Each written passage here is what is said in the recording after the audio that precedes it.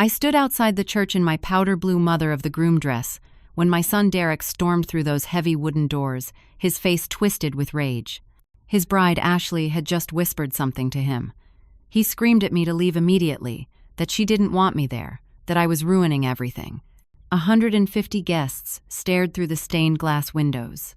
My hands trembled as I clutched my purse. I said nothing, just turned and walked to my car, tears streaming down my face, mascara running black rivers down my cheeks. Behind me, I heard Ashley's satisfied laugh echoing from the church doorway. "My name is Beatrice, and I need to take you back 3 months before that terrible wedding day. Back to when I still believed I could save my son from making the biggest mistake of his life. I first met Ashley 6 months before the wedding.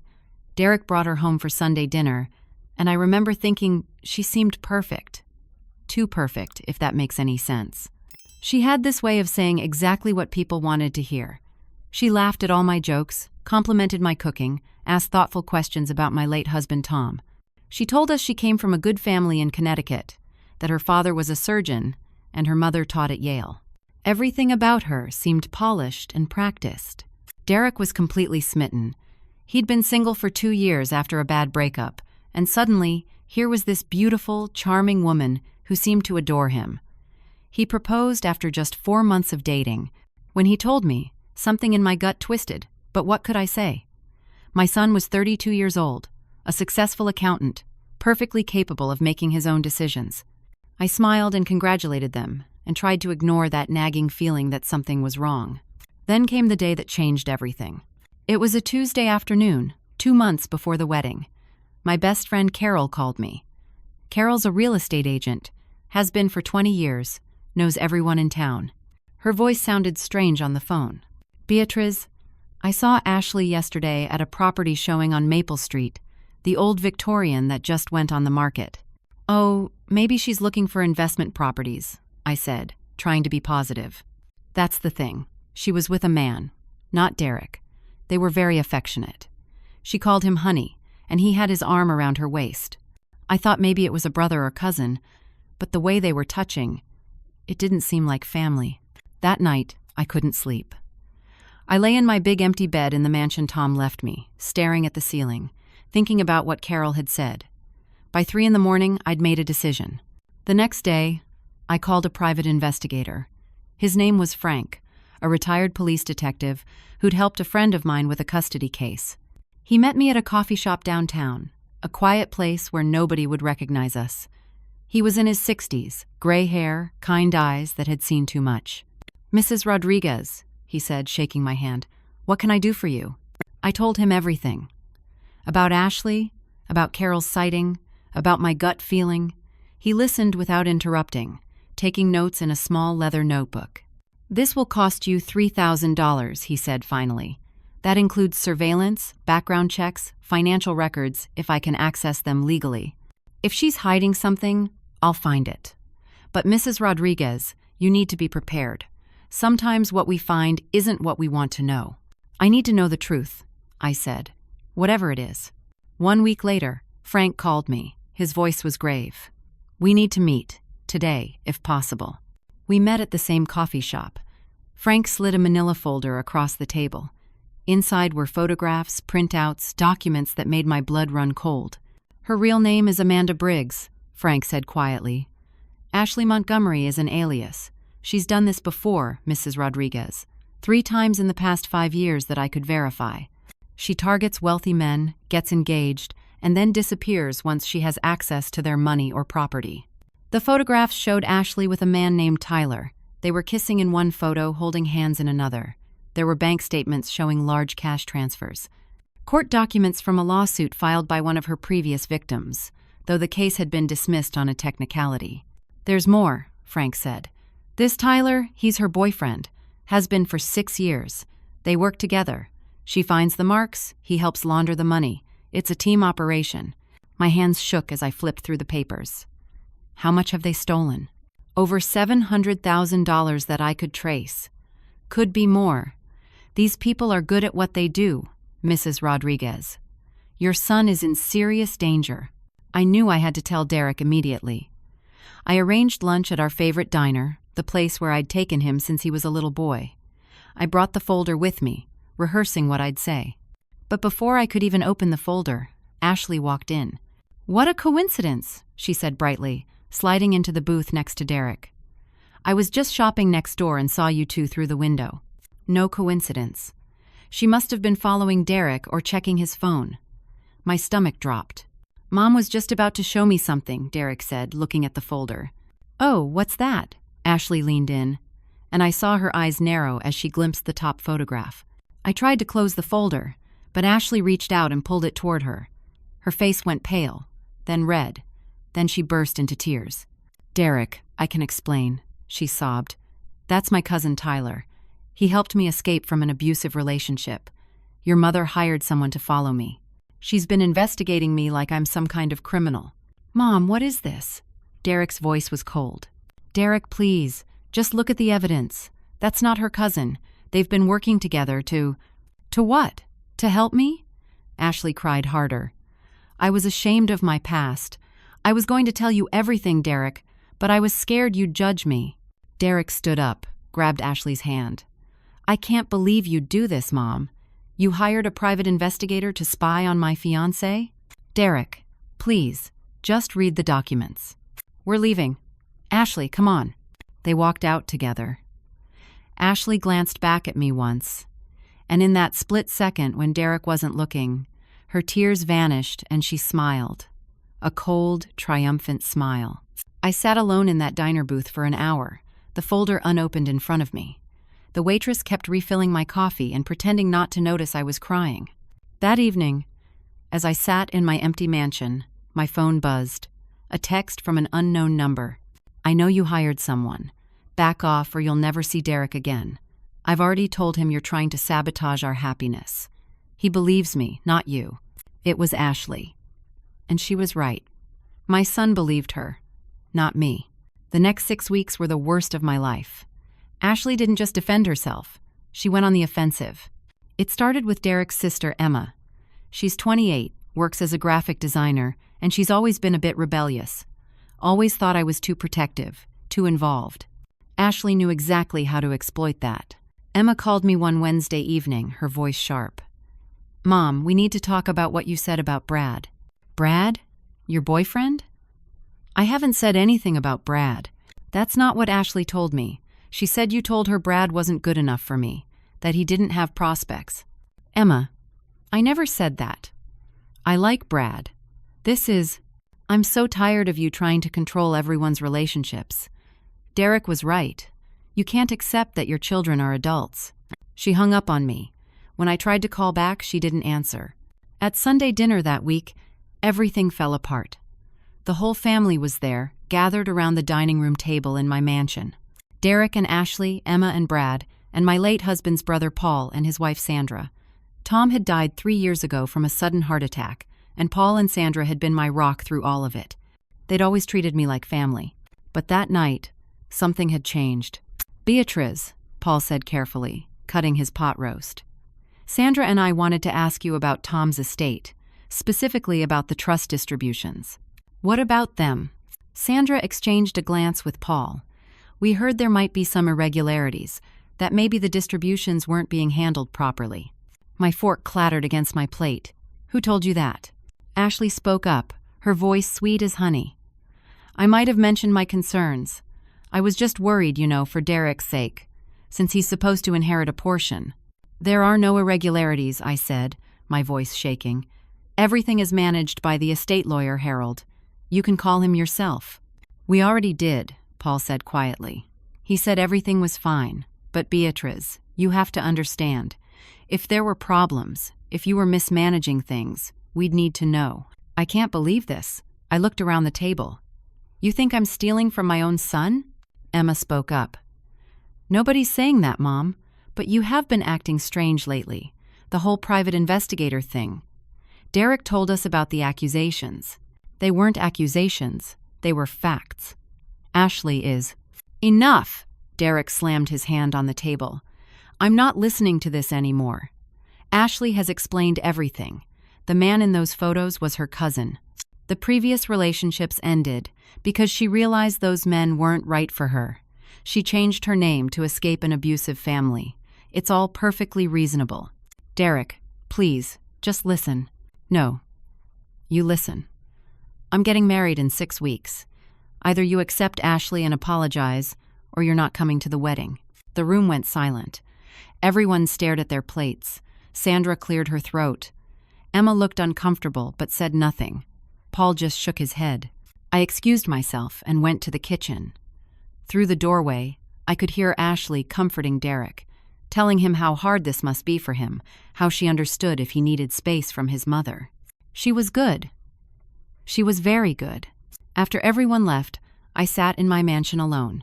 This house, with its 5 bedrooms and 3 bathrooms, sitting on 5 acres of prime land, worth $2.5 million. Tom and I had worked our whole lives to build this. We'd raised our children here, and now it was just me and the ghosts of better days. I decided I had to try one more time to reach Derek. I invited him over, just the 2 of us. He came, but I could tell Ashley had prepared him. He walked in with his guard up, arms crossed. Derek, please sit down. I want to show you everything Frank found. Really look at it this time. I spread the documents across my dining room table. The photographs of Ashley and Tyler kissing. The financial records showing the pattern of theft. The court documents from previous victims. The timeline of her 3 previous engagements, each one ending right after she gained access to money or property. Derek looked at everything. He picked up photographs, read the documents. For a moment, I thought I'd reached him. Then he pulled out his phone. I'm calling Ashley, right now. You need to hear her explanation directly from her. He put the phone on speaker. Ashley's voice filled my dining room. Derek, what's wrong? I'm at my mom's house. She's showing me the investigator's report again. I need you to explain some things. Of course, honey. Her voice was patient, even kind. What does she want to know? Derek described the photos, the financial records, everything. Ashley's responses were perfect. She had an explanation for everything. The man in the photos? That's Tyler, my cousin. He helped me escape from my ex-boyfriend Marcus, who used to hit me. Tyler let me stay with him, helped me restart my life. Yes, we were affectionate. He's like a brother to me. The previous engagements? I'm not proud of my past, Derek.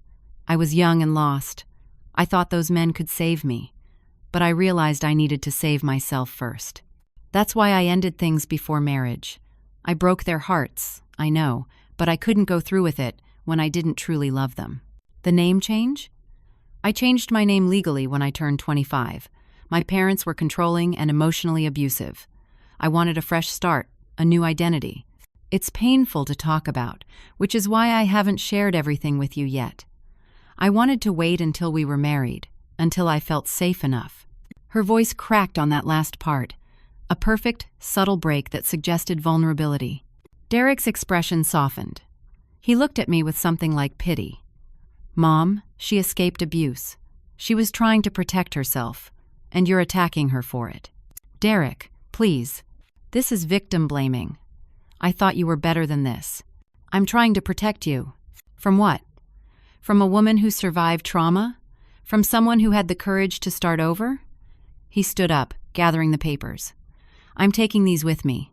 I'm going to show Ashley that I believe her, no matter what anyone says. He left. Through the window, I watched him drive away, the envelope of evidence on his passenger seat, evidence that would probably end up in a shredder. 2 days later, I received a legal letter by courier.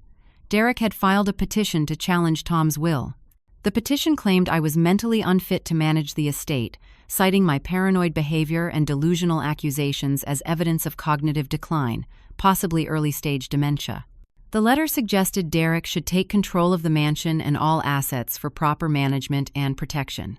I sat on my front porch steps, the legal papers in my lap, and finally understood Ashley's complete plan. She would convince Derek to take the mansion.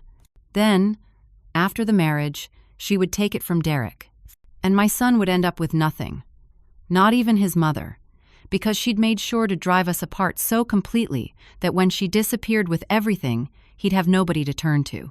I was 62 years old, and I'd never felt more helpless in my life.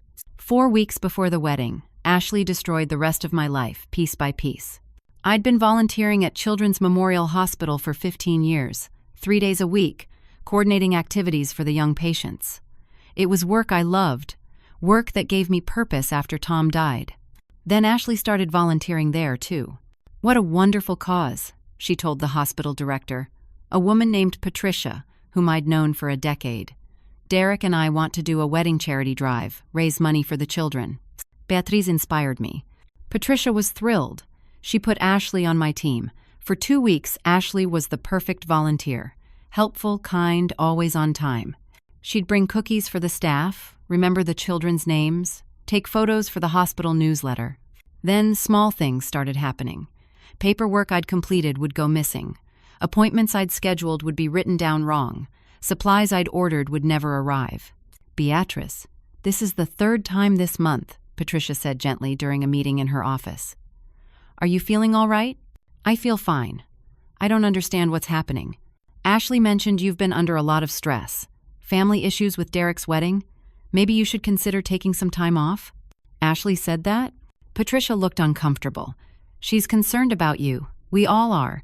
She told me about an incident with a patient's mother last week, that you raised your voice inappropriately." "What? That never happened." "The mother filed a complaint, Beatriz." "Then let me talk to her. Let me defend myself. I think it would be best if you took a temporary leave. Just until after the wedding. Give yourself time to rest." I was being pushed out of work I'd done for 15 years, and there was nothing I could do to stop it. Ashley had been there for 2 weeks, and already Patricia trusted her more than me. I cleaned out my desk that afternoon. Ashley found me in the volunteer office. "I'm so sorry this is happening," she said, and she actually managed to look sympathetic. "I hope you feel better soon." She was 29 years old, and she'd just destroyed my reputation with surgical precision. But she wasn't done. My book club met every Thursday evening. 8 women. We'd been meeting for 12 years, rotating houses, discussing everything from bestsellers to classics. These weren't just friends. They were my support system, especially after Tom died. Ashley asked to join the book club. "Derek's fiancée wants to come?" Linda, who hosted most often, was delighted. "Of course. Bring her next week." Ashley came to 3 meetings. She was charming, insightful, contributed to discussions. The women loved her. Then, during the 4th meeting, at Linda's house, I arrived late because of traffic. The conversation stopped when I walked in. 8 women looked at me with expressions I couldn't quite read. Pity? Concern? "Beatriz, come sit down," Linda said softly, too softly. "We were just talking about you." "About me?" Ashley spoke up. "I was sharing my concerns. I hope you don't mind." I told them about how you've been struggling lately. The incident at the hospital. The problems with Derek. "I thought maybe your friends should know what's going on." "What's going on is that you're manipulating everyone." "See?" Ashley said sadly to the group. "This is what Derek's dealing with. The paranoia, the accusations. It's getting worse." Linda reached for my hand. "Sweetie, have you thought about talking to someone? A therapist, maybe? There's no shame in needing help." "I don't need help. I need you all to see what she's doing." But looking around the room, I realized they didn't see it. They saw a young woman worried about her future mother-in-law. They saw me as the problem. Over the next 2 weeks, I was quietly excluded. Nobody called to coordinate the next meeting. When I texted Linda, she said she'd get back to me but never did. I drove by her house on Thursday evening and saw all the cars parked outside. The book club was meeting without me. I sat in my car at the end of Linda's street and cried for the 2nd time that month. My lawyer Harold called with an update on Derek's legal challenge. The news wasn't good. "The petition is serious, Beatrice. If a judge believes you're mentally incompetent, you could lose control of the estate entirely. I recommend you get a psychiatric evaluation to prove competency." "How long will that take?" 4 to 6 weeks for a complete evaluation, and it will cost around $5,000. "The wedding is in 3 weeks." "I know." Harold sighed. "Here's the problem. If Derek somehow gets control of the mansion and then transfers it to Ashley after they're married, there's very little we can do legally. Spousal transfers are protected. So she wins. Not necessarily. But Beatriz, you need to understand. If this goes to court, you'll have to prove your case. Right now, all we have is a private investigator's report. She has explanations for everything. And she has Derek convinced you're unwell. I made a decision that night. I would go to the wedding. I would stand up during the ceremony if I had to, show everyone the evidence, make them listen. It was desperate, maybe even crazy, but I was out of options. I spent 2 days preparing. I printed out every document Frank had given me. I organized them into folders. I wrote a speech, practiced it in front of my bathroom mirror. I would be calm, rational, present the facts. 3 days before the wedding, a letter arrived from Derek. Not legal papers this time. A personal letter, handwritten. Mom, I'm asking you not to come to the wedding. Ashley is uncomfortable with you being there after everything that's happened. I need you to respect our boundaries. If you show up, I'll have security remove you. I've already filed for a temporary restraining order, and the judge will grant it if necessary. Please don't make this harder than it already is. After the wedding, after things calm down, maybe we can talk. But right now, I need you to stay away. The letter was in Derek's handwriting, but I could hear Ashley's words in every sentence. I called Emma, hoping my daughter would help. Emma, please, you have to talk to your brother. Ashley is using him. Mom, stop. Just stop. Derek showed me everything. The private investigator, the accusations, the scene you made at dinner. You're pushing everyone away. I'm trying to protect him. From what? From being happy? Maybe you need to look at yourself, Mom. Maybe this is about you not wanting to let go. She hung up. My own daughter, the baby I'd rocked to sleep for years, the girl I'd driven to dance class and soccer practice and college orientation, thought I was the problem. I sat alone in my mansion that night, in the master bedroom I'd shared with Tom for 30 years, and made my final decision. I would go to the wedding. I would risk arrest. I would do whatever it took because that's what mothers do. We fight for our children even when they hate us for it. I pressed my powder blue dress. I polished my shoes. I put the folder of evidence in my purse. And I prepared to face my son's rage one more time. Saturday morning arrived cold and bright. October in New England, leaves turning red and gold, perfect wedding weather. I drove to the church 2 hours early, parked down the street where nobody would see my car. I watched the vendors arrive. The florist carried in arrangements of white roses and orchids. The caterers unloaded trays. A photographer set up equipment on the church steps. Then the limousine arrived, and Ashley stepped out in a white silk robe, her hair already styled, surrounded by bridesmaids I didn't recognize. She looked radiant. She looked like every mother's dream daughter-in-law. She looked like a woman who was about to marry my son and destroy his life. Emma arrived with Paul and Sandra. My family, walking into that church, none of them knowing what was about to happen. None of them seeing what I saw. I waited until I heard the organ music start. The processional. Then I got out of my car and walked toward the church. A groomsman stopped me at the door. Young kid, maybe 25, wearing a rented tuxedo. Ma'am, do you have an invitation? I'm the groom's mother. His face went pale. Oh, I don't think you're on the list. I'm his mother. I don't need to be on a list. I pushed past him gently, not aggressively, just firmly. The foyer smelled like roses and candle wax. Through the inner doors, I could see the church was full. 150 people, all dressed in their best clothes, all there to celebrate a marriage built on lies. I walked toward those inner doors. The groomsman was whispering frantically into a radio. The music was playing. I could see Derek at the altar, tall and handsome in his tuxedo, waiting for his bride. I put my hand on the door handle. Derek saw me. His face went from peaceful to shocked to furious in 3 seconds. He came running down the aisle, not walking, running. People gasped. The music stuttered to a stop. What are you doing here? His voice wasn't a whisper. It was a shout that echoed off the vaulted ceiling. Derek, please. I need to talk to you. Just 5 minutes before you. Get out. He was screaming now, truly screaming. Get out. She doesn't want you here. Every person in that church was staring. Phones came out. People started recording. I saw Emma cover her face with her hands. I saw Paul stand up, unsure whether to help me or stop me. Derek, I'm your mother. I love you. Please, just look at this. I tried to hand him the folder from my purse. Ashley appeared at Derek's side, wearing her wedding dress, beautiful and perfect. Her eyes were filled with tears. Perfectly timed, perfectly placed tears. "Please, Beatriz," she said, her voice breaking. "Don't ruin our special day. I've tried to be patient with you. I've tried to understand, but this is too much." "You're a liar," I said. "You're using him." "Security!" Derek shouted. Two large men in dark suits appeared from somewhere. "Get her out of here. Now." The security guards approached. Everyone was watching. Phones were recording. This would be online within the hour. The crazy mother-in-law crashing the wedding. I looked at my son's face. There was no recognition there. No love. Just anger and embarrassment. And something else. Relief, maybe, that he now had the perfect excuse to cut me out of his life completely. I realized I couldn't win. Not here, not now, not like this. If I fought, I'd look even crazier. If I showed the evidence, they wouldn't look at it. Ashley had prepared for this moment, and she'd prepared everyone in that church to see me as the villain.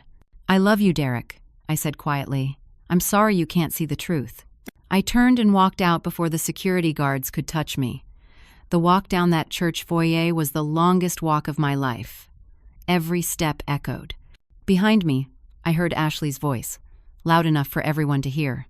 "Thank you all for your patience. She's not well. Please forgive this disruption. Let's continue with our beautiful day." Applause. People actually applauded as I was leaving. I got to my car 3 blocks away and had to pull over immediately.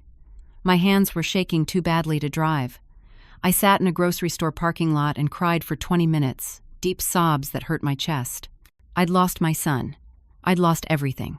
That evening, I sat alone in my mansion. Every light off, except one lamp in the living room. I didn't eat dinner. I didn't watch television. I just Saturday. Emma had posted photos on social media. I saw them on my phone, couldn't help myself. Ashley in her dress, radiant. Derek laughing with his groomsmen. The first dance. The cake cutting. Everyone looked so happy. I looked at the mansion around me. 5 bedrooms, 3 bathrooms, gourmet kitchen, library, gardens. Tom and I had dreamed about Derek raising his family here someday. Now it was just me and silence. My phone rang at 11 o'clock Sunday morning. Derek. My heart jumped. Maybe he'd realized.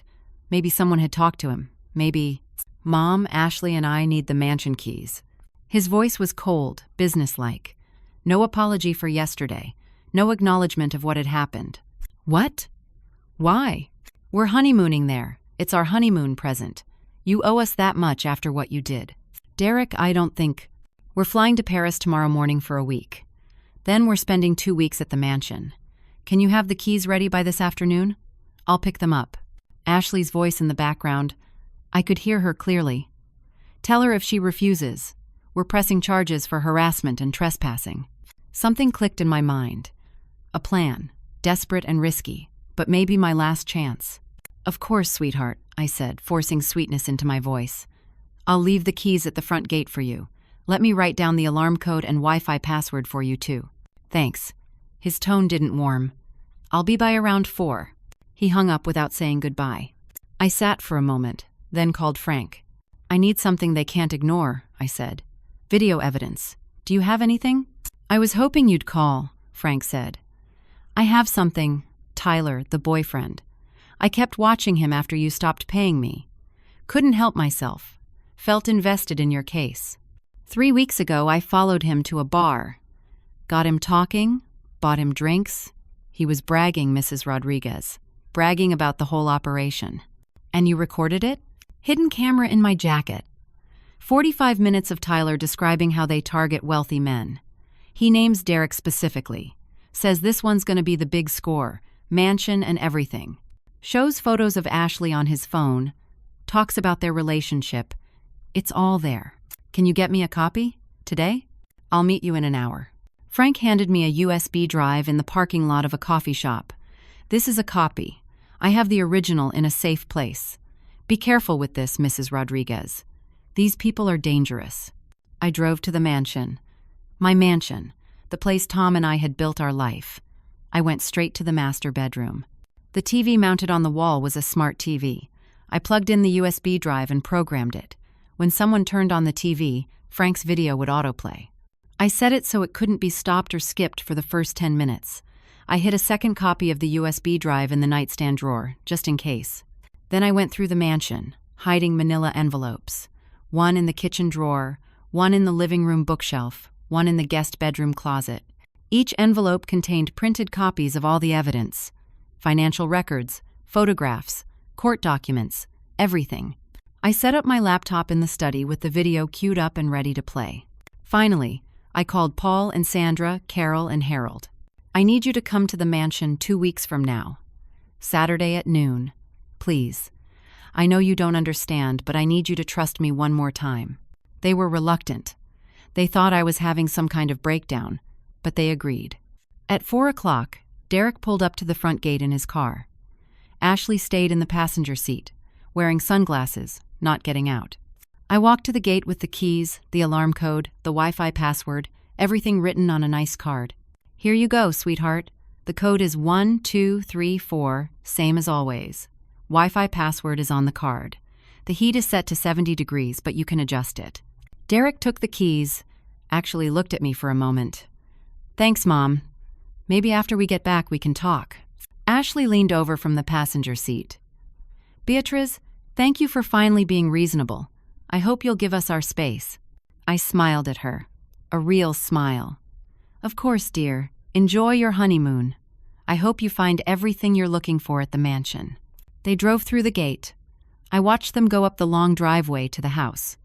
I watched Derek unlock the front door, Ashley following him inside. Then I got in my car and drove home to the small apartment I'd rented for the next 2 weeks. See you in 2 weeks, I whispered. Derek and Ashley left for Paris on Monday morning. I saw their social media posts. Eiffel Tower at sunset. Romantic dinners at expensive restaurants. Ashley in designer clothes Derek probably paid for. They looked happy. Everyone commented how beautiful they were together. Tuesday came and went. I couldn't eat. I couldn't sleep. I kept imagining them at the mansion, turning on that TV, watching Tyler's confession. But Wednesday passed. Thursday. Friday. Nothing. No phone call from Derek. No angry text. No police at my door. By Friday night, I was panicking. What if they never turned on the TV? What if Ashley found the USB drive and destroyed it? What if my whole plan had failed? Saturday came, the day Paul and Sandra and Carol and Harold were supposed to come to the mansion, the day everything was supposed to come together. At 10 o'clock that night, I couldn't take it anymore. I drove to the mansion, parked down the road, walked through the trees. It was dark, cold, October wind rattling the branches. Lights were on in the house. I moved closer, staying in the shadows. Through the windows, I could see Derek and Ashley. They were laughing, drinking wine, sitting on the couch.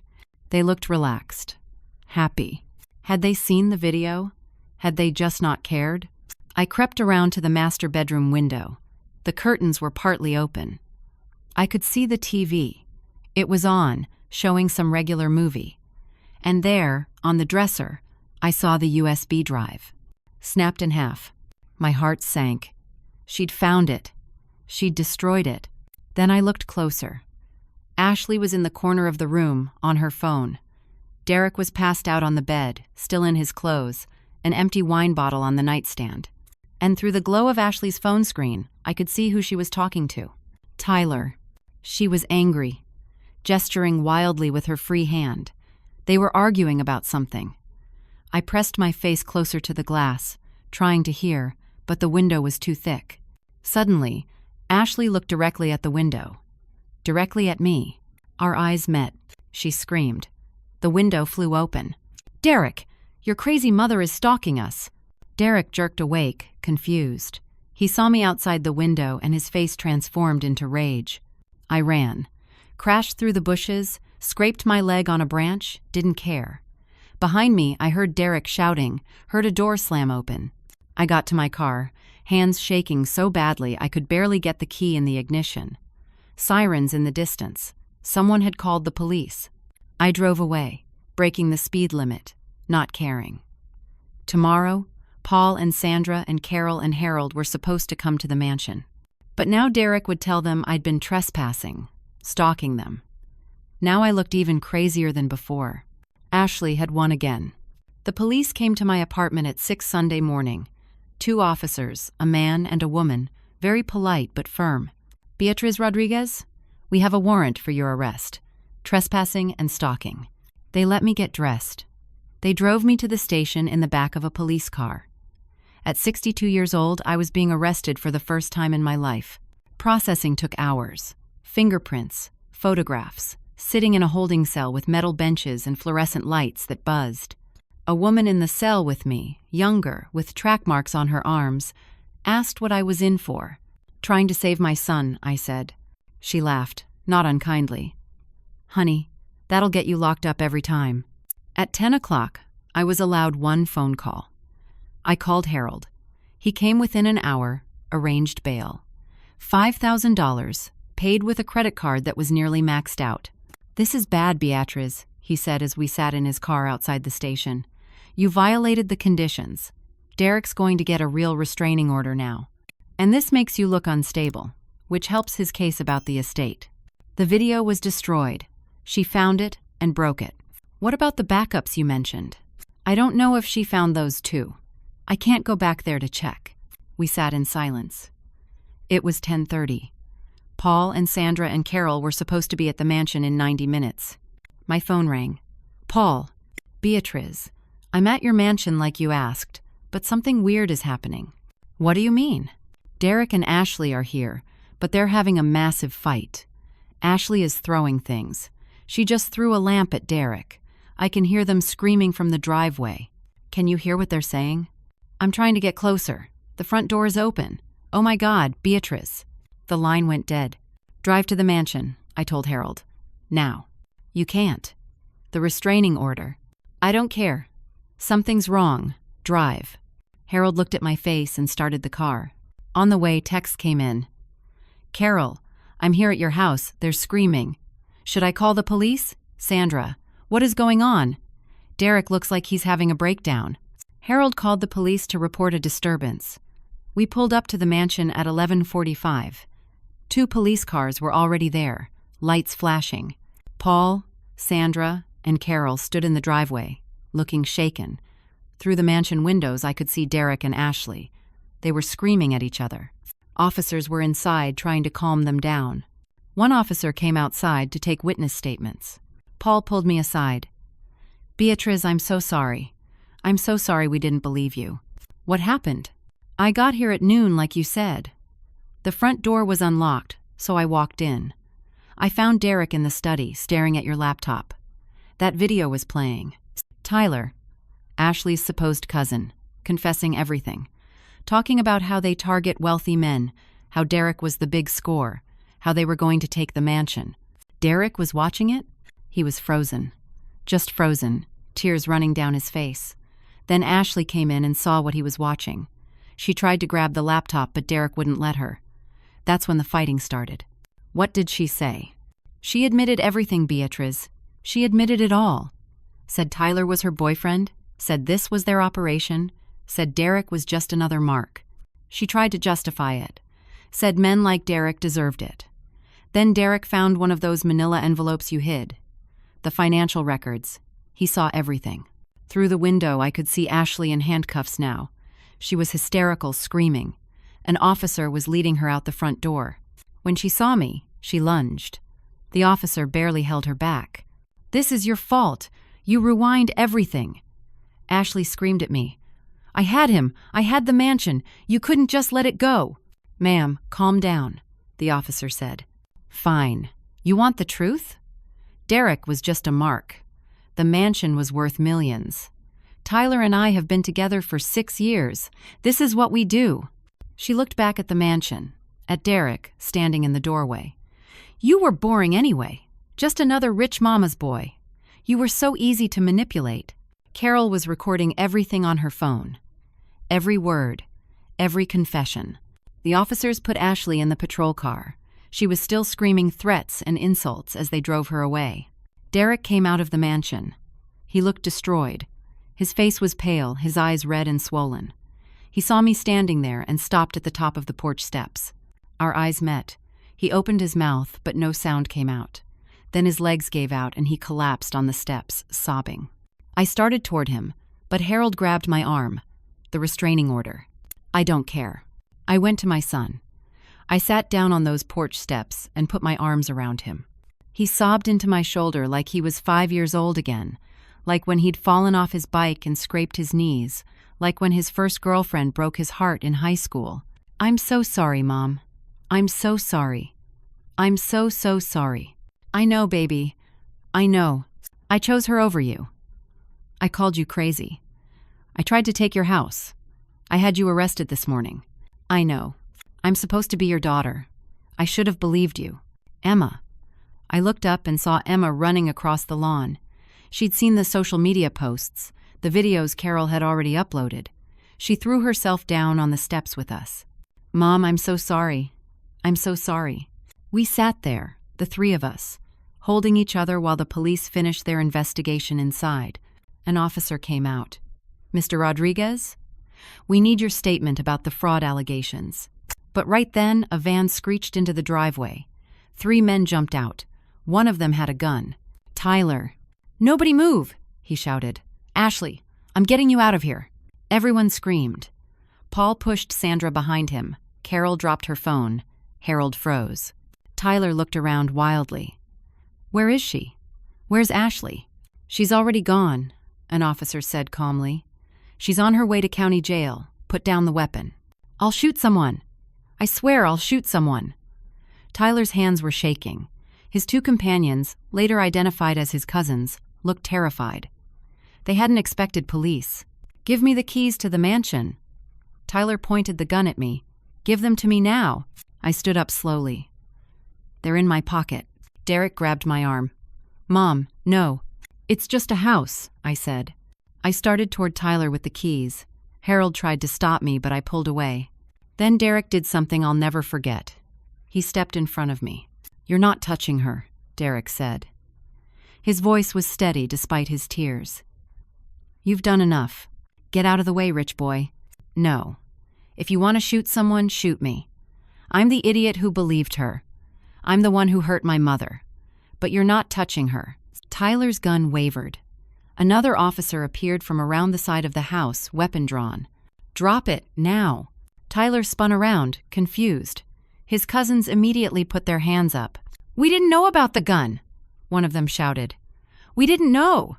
Tyler looked around, realized he was surrounded. He dropped the gun and fell to his knees. This wasn't supposed to happen, he sobbed. Ashley said it would be easy. Just take the money and go. It was supposed to be easy. More police arrived. Tyler and his cousins were arrested. Everyone gave statements. The sergeant told me I'd built a solid case, that they'd be investigating all of Ashley's previous victims. You should have come to us first, he said. But I understand why you didn't. You did good work, Mrs. Rodriguez. By 4 o'clock, the chaos had calmed. Everyone had left except Derek and me. We stood in the mansion driveway, just the 2 of us. Derek couldn't look at me. I don't even know what to say. You don't have to say anything right now. I called you crazy. I filed legal papers against you. I tried to take your house. I had you arrested this morning. His voice broke.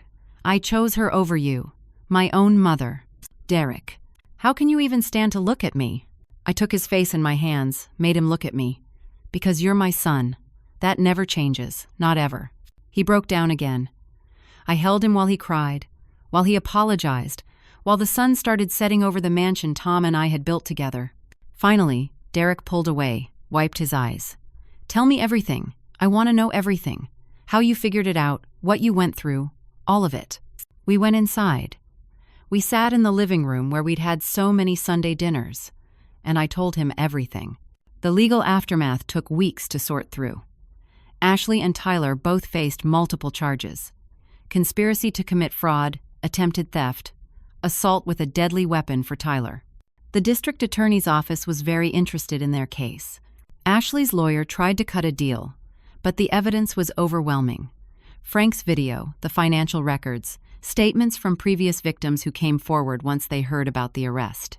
In the end, Ashley pleaded guilty to avoid trial. She got 5 years in state prison. Tyler got 7 years. His cousins got probation and community service for being accessories. Derek withdrew all legal challenges against me. Harold helped him write formal apologies to everyone involved. The hospital, my book club friends, Paul and Sandra, everyone who'd been manipulated by Ashley's lies. The restraining order case was dismissed. The trespassing charges were dropped. But the legal victories were the easy part. The hard part was healing. Derek moved back into the mansion with me for a few months. He couldn't stand to be in his apartment, the place where he and Ashley had planned their future. He needed to be somewhere safe, somewhere familiar. He was devastated, embarrassed, lost. He'd been so completely fooled, so thoroughly manipulated. His confidence was shattered. "How did I not see it?" he asked me one night. We were sitting on the back porch, watching the stars. "How was I so stupid?" "You weren't stupid. You were in love. Or you thought you were. She never loved me. Not for a second. Every word was a lie. Yes, every kiss, every I love you, every plan we made, all lies. Yes." He was quiet for a long time. How do I trust anyone again? Very carefully. With time, with help. I found him a good therapist, a woman named Dr. Sarah Chen who specialized in victims of fraud and manipulation. Derek went twice a week. After a few sessions, she suggested family therapy. We went together. In those sessions, Derek finally understood what I'd gone through. The isolation, the gaslighting, the systematic destruction of my reputation. He cried when he realized how much I'd sacrificed to try to save him. "You spent $8,000 hiring Frank. You lost your job at the hospital. You lost your friends. Everyone thought you were crazy." He looked at me with such pain. And I was the one who made them think that. "Derek, she was good at what she did. She'd had practice. You weren't the first and you wouldn't have been the last. But you saw through her. From the beginning. I'm your mother. I've known you your whole life. I knew when something wasn't right." It took months, but slowly, Derek started healing. He went back to work. His coworkers and friends were supportive. Most of them had seen the news coverage, seen Ashley's arrest, understood he'd been a victim. He started dating again after about 6 months. Very carefully, very slowly. He met a woman named Jennifer, a 4th-grade teacher who coached girls' soccer on weekends. He brought her to meet me after they'd been dating for 2 months. "Mom, what do you think?" he asked after she left. I'd watched them together all afternoon. The way she talked to him, listened to him, respected his boundaries, the way she didn't push when he seemed uncomfortable, the way she'd help me clean up after dinner without being asked. "I think she's genuine," I said. "I think she cares about you. But Derek, you need to trust your own instincts too. You have good instincts. You just need to listen to them. What if I'm wrong again? Then you'll be wrong. But you can't live in fear forever. Sometimes you have to take the risk." Jennifer was patient with Derek's trauma. She understood when he had bad days, when he needed space, when he couldn't talk about his past. And she was good to me, which mattered. She never tried too hard, never overstepped, just treated me with genuine kindness. Emma apologized 100 times. She brought flowers, wrote letters, showed up at the mansion crying. I forgave her immediately. She was my daughter. She'd made a mistake. We all make mistakes. Paul and Sandra were devastated by their role in everything. They'd questioned my competence, my mental health, my management of Tom's estate. They'd believed Ashley over me. "We should have known better," Sandra said, sitting in my kitchen. "We've known you for 30 years. She was very convincing. "That's no excuse. Your family. We should have trusted you." But I forgave them too. Holding grudges only hurts the person holding them. I'd learned that lesson a long time ago. The hospital asked me to come back. Not just asked, begged. They gave me a formal written apology. They made a donation to the children's ward in my name. Patricia, the director, apologized personally. My book club friends came to me one by one. Linda cried when she apologized. "You were my friend for 12 years, and I believed a stranger over you." "What kind of friend is that?" "A human one," I said. "We all want to see the best in people. Ashley used that against all of us." The community found out what happened. Suddenly, I wasn't the crazy mother-in-law anymore. I was the woman who'd saved her son from a con artist. People stopped me at the grocery store to tell me how brave I was. The local newspaper did a story about it. I didn't feel brave. I felt like a mother who'd done what mothers do. Protected her child, no matter the cost. 1 year after that terrible wedding day, Derek and I sat on the mansion's back porch. It was October again, leaves turning the same red and gold colors, but everything else had changed. "Mom, I need to ask you something." "Anything." "How did you do it? How did you keep fighting when everyone turned against you? When I turned against you?" I thought about it for a long time. "Because you're my son. That bond doesn't break, no matter what anyone says or does. When you love someone, really love them, you don't give up just because it's hard. But it cost you so much. It cost me some pride and some temporary friendships. But I still have you. That's what matters. What if you'd been wrong? What if Ashley had been genuine and I never spoke to you again? Then I would have lived with that. But Derek, I knew the truth. When you know the truth, you hold on to it, even when everyone calls you crazy. The truth always comes out eventually. So you just waited?" I fought when I could. I planted seeds. And yes, I waited. My job wasn't to force you to see the truth. My job was to make sure when you were ready, you had somewhere safe to land. Derek's eyes filled with tears. "I'm so sorry for what I put you through." "I know. And I forgive you. I forgave you before you even asked. That's what mothers do." We sat in comfortable silence, watching the sunset paint the sky orange and pink. "I'm thinking about proposing to Jennifer," Derek said quietly. My heart jumped, but I kept my voice calm. "How do you feel about that?" "Scared. Excited. Terrified. I'm making another mistake." "What does your gut tell you?" He smiled. "That she's the real thing. That she loves me. Actually loves me, for who I am. That I can trust her." "Then trust yourself. You've learned how to see the difference now. You've done the work in therapy. You're not the same person you were a year ago. Will you help me pick out a ring?" I'd be honored. 3 months later, Derek proposed to Jennifer on a beach in Maine. She said yes. They're planning a small wedding next spring, just family and close friends. Jennifer asked if I'd help her plan it. "I've never had a mother-in-law before," she said. "I'm really glad it's you." Looking back on everything that happened, I've learned some hard lessons. Trust your instincts, even when others doubt you. The people who truly love you will come back when they see the truth. Protecting someone you love sometimes means letting them make mistakes. Patience and timing matter as much as being right. Real love doesn't quit, even in the darkest moments. Your character is proven not when people believe you, but when they don't. Sometimes the best revenge is simply surviving long enough to see justice done. This mansion that Ashley tried to steal, it's still standing, just like me. Tom and I built it with love and hard work and dreams for our children's future. Ashley tried to take it through lies and manipulation, but she failed.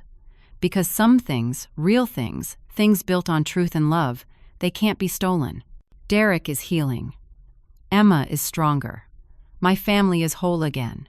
And I learned that sometimes the hardest battles aren't about winning. They're about enduring until the truth reveals itself. People in town still stop me sometimes. They ask how I knew, how I kept going, how I survived. I tell them the same thing every time. I'm a mother. We fight for our children. We stand in the fire. We refuse to let go. That's not bravery. That's just love. Derek is going to be fine. He's learned to trust again. Carefully but genuinely. He's learned that being fooled doesn't make you weak, it makes you human. And he's learned that his mother will always, always be there, no matter what. That's the only victory that ever really mattered. If you've ever been in a situation where you had to choose between being right and being liked, where you had to stand alone for what you knew was true, I'd love to hear your story. Share it in the comments below. Your experience might help someone else who's going through something similar. And if this story touched you, if it reminded you of the power of a mother's love or the importance of trusting your instincts, please hit that like button. Subscribe to hear more stories about real people facing real challenges and finding their way through.